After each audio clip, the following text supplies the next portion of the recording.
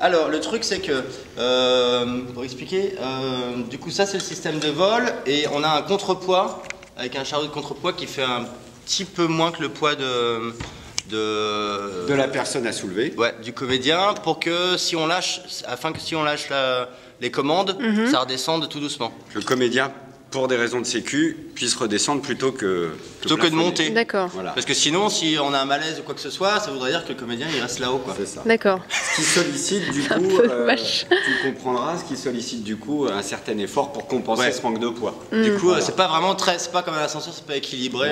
Exactement. Ouais, là, je me mets juste dedans pour qu'il puisse serrer le baudrier. Que je puisse serrer le baudrier en tension. C'est un baudrier qui a été fait exprès pour le comédien. Voilà. Moi, je suis à peu près du même gabarit, du coup, j'arrive à l'enfiler, mais il n'est pas fait du tout pour moi. Ce qui fait que si je reste trop longtemps, j'ai plus de sang dans les jambes, ne serait-ce que 2 minutes, oui, c'est sur mesure. D'accord. Lui, ça a été fait pour certaines veines. Quand il a dit j'ai mal là, ça me coupe la circulation. Il y a eu des... C'est un système de harnais sur mesure. Alors. Voilà. Ensuite, là, il y a toujours cette histoire de double freinage. 1, 2. Donc là, c'est moi qui ai la vie de Nico dans les mains. Hop, je vais passer la barre. Et là, tu vois, il faut quand même envoyer. Tu peux encore un peu. Hop. Donc là, il va pouvoir freiner. Et j'ai après une commande. Et après, une commande pour faire ce qu'on appelle la translation. Ouais, jardin à court. Et c'est pour ça qu'il faut 2 personnes pendant la manipulation. C'est-à-dire une personne qui gère la hauteur, le haut-bas, et une personne qui gère le droite-gauche, le court jardin. Voilà. Et là, ce qui est génial, c'est que je l'ai eu tout de suite. Voilà. Je veux bien dire là, je relâche les contrepoids qui remontent, puisque Nico est, ce qu'on a dit tout à l'heure, est un petit peu plus lourd que le poids. Et du coup, lui, il descend. D'accord. C'est bon, Nico? Ouais. Je translate un peu. Fais gaffe que tu vas prendre de l'élan. Ouais.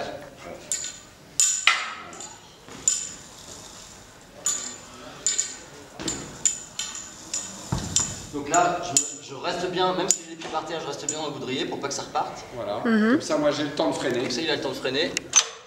Voilà. Comme ça, je peux relâcher. Et lui, il peut se relever. Et là, à partir de ce moment-là, je peux me relever. La barre ne va pas bouger. Parce que là, si par exemple, je m'amusais à défreiner quand il est dans cette position-là, c'est-à-dire avec les fils au mou, la barre, elle partirait tout de suite. Paf, ça partirait d'un coup. D'accord. Parce qu'il n'y a plus de poids de Nico qui est actuellement en direct sur le contrepoids. Il y a un peu de donc jusqu'à ce que ça se mette au raid, ça ferait un coup assez violent. D'accord. Voilà. Donc là, on a la commande de hauteur, commande de translation. On est autonome pour les vols, c'est-à-dire qu'on n'est pas dépendant des accroches des lieux, tout simplement pour des raisons de sécurité aussi. Les seules choses qu'on peut être amené à changer, c'est les hauteurs de pont, puisque suivant la hauteur des lieux, on en est dépendant. Et pareil en ce qui concerne la largeur, mais on l'avait fait valider pour la grandeur la plus importante. Donc si tu veux, on est large. Quand on est dans des lieux plus petits, on est encore plus confort. D'accord. Voilà. Tiens, bonjour Patrice. Après, c'est pareil, on range. On le met plus haut, non? Ouais. Mais je vais... Donc pareil, il m'aide en mettant en tension pour que, si tu veux, je ne prenne pas le poids. Voilà.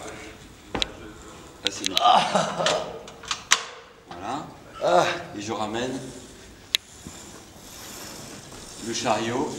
Hop. Et on fait bien attention quand on le case comme ça, quand on le met au garage, on fait bien attention de ne pas lui donner la même position à chaque fois. Parce que quand on a une exploitation sur une semaine, à force de freiner toujours au même endroit sur la guinde, et bah du coup elle s'aplatit et on n'arrive plus à freiner. Et donc pour expliquer au public, pendant les représentations, donc il y en a un qui se charge de faire monter et descendre le comédien, et l'un qui se charge de le faire aller de gauche à droite, ce qu'on appelle la translation. Alors ça nous est arrivé, moi j'avais commencé par le contrepoids, Et puis là, maintenant, on intervertit parce qu'en effet, le contrepoids, ça sollicite énormément tout ce qui est bras, poignets, tout ça. Donc, les doigts. Voilà, les doigts. Donc du coup, c'est bien de tourner. Pour freiner, quand on n'a pas les freins là et qu'on est en jeu, et pour freiner, on prend les deux gammes comme ça là. Et du coup, à passer 1 heure à forcer sur les doigts fermés, ça crispe les doigts. Parce que pour être le plus en contact avec le comédien, et pour être le plus, le plus fin et le plus souple sur ses gestes, il ne s'agit pas de freiner tout le temps. Si on freine tout le temps, bon, on freine et puis lui s'active et il n'y a pas de vie, on ne donne pas de vie au... Donc quand on défreine et qu'on l'a en permanence en main, on le tient un peu comme une marionnette et on peut jouer même très légèrement sur, tu vois, quand il marche sur des mouvements comme ça et du coup on l'accompagne. Si on freinait, il n'y aurait qu'une marche qui pourrait uniquement, si tu veux, mimer, mais ce serait moins joli. C'est vraiment à 3, il n'y a pas que nous qui le faisons bouger et lui qui est une simple marionnette qui interprète et qui n'a pas ses mouvements, qui n'est pas libre de ses mouvements. Comme on est à 3 et en permanence, après on en fait des meilleurs que d'autres parce que justement il y en a un qui est un petit peu plus... voilà. Il y a tous les imprévus, nous on a une chorégraphie de prévus, après il y a plein d'imprévus. Hier il s'est enroulé autour du fil, c'était pas prévu, du coup on gère ce genre de problème là. Ouais, c'est ça. C'est-à-dire que de toute façon, il faut être assez vigilant de ce qui se passe aussi. En plus du jeu, faut quand même, nous on a la responsabilité, parce que lui il est dans le jeu, donc il n'a pas à se soucier de ça. Nous on est obligé quand même d'être très vigilant, en plus du jeu qu'on a aussi à faire, à vérifier qu'il n'y ait aucun souci. Une fois il est arrivé d'ici, parce qu'à un moment il est au sol et puis on le fait voler un petit peu. Et puis il est arrivé désaxé et du coup il est arrivé pile, normalement on le récupère en coulisses. Il est arrivé pile, normalement il arrive dans le trou là, et là il est arrivé pile sur moi, là, sur la grosse barre. Du coup normalement on le fait, il arrive au sol comme ça.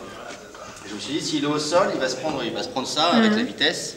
Donc moi je l'ai laissé un peu en l'air, pour pouvoir le rattraper un peu en l'air, mais du coup on a super galéré, on l'a ramené.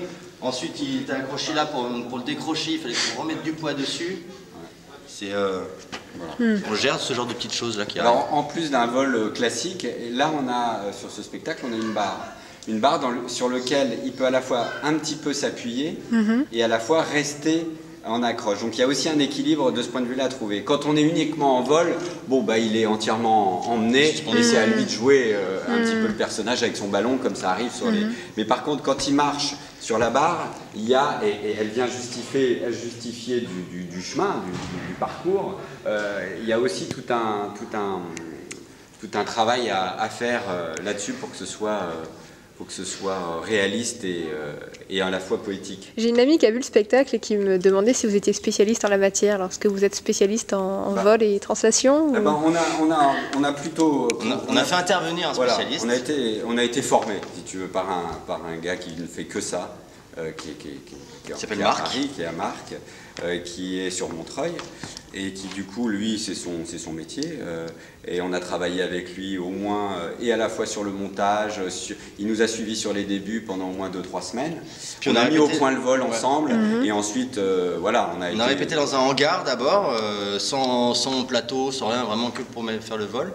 Et puis après, on a monté le système sur un plateau pour répéter avec tout le monde. Mais d'abord avec Mathieu, Marc et puis nous deux, on a d'abord répété dans un hangar, on a monté ça là. Et puis on a regardé, on a testé ce qu'on pouvait faire. Voilà. Au début, ils faisaient des acrobaties arrière, on s'est amusé quoi. En tout cas, on n'a pas tout gardé. En tout cas, il n'en reste pas moins qu'il y a des contraintes de ce point de vue-là, d'avoir des spécialisations en termes d'accroche et de levage, en effet, par ailleurs. D'accord. En plus d'une formation spécifique avec Marc. Voilà. D'accord. Bien, Alain et Nicolas, merci beaucoup. Bravo.